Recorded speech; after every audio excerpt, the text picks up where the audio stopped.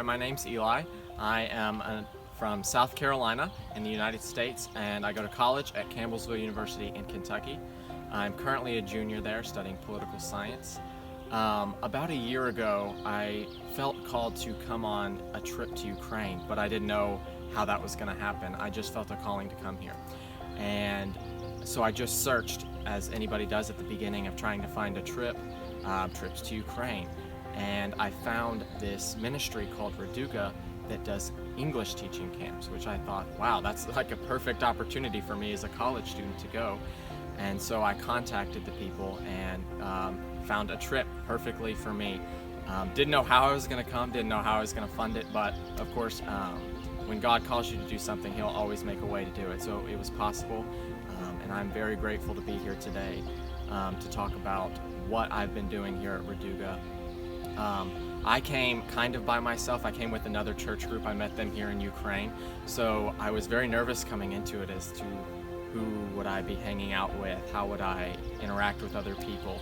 And this is also my first trip to Radooga, and even my first trip internationally, first time out of America. And it has been incredible. It has been an eye-opener of how the gospel is a global gospel. It's not a gospel for one specific group of people, it's for everybody across the whole world. I've gotten to share my story with my students here at Radooga. Yesterday we got to share our testimony with our students, and the three of us Americans shared our stories, and then we asked if they had any questions, and our students wanted to share some of their stories.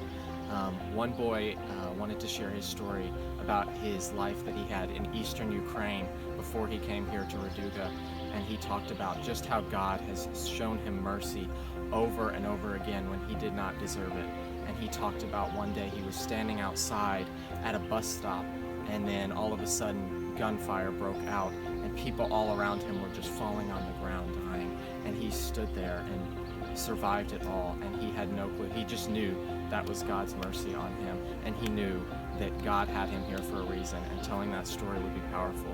So after class, I went up and talked with him about how powerful his story was to me, and how anybody that wants to tell that story should tell that story, because it shows just how powerful of a God we serve, and how God is an intentional God and wants good things for His children.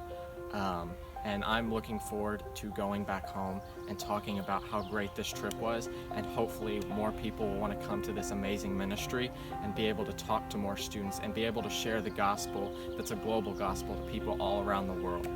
So thank you.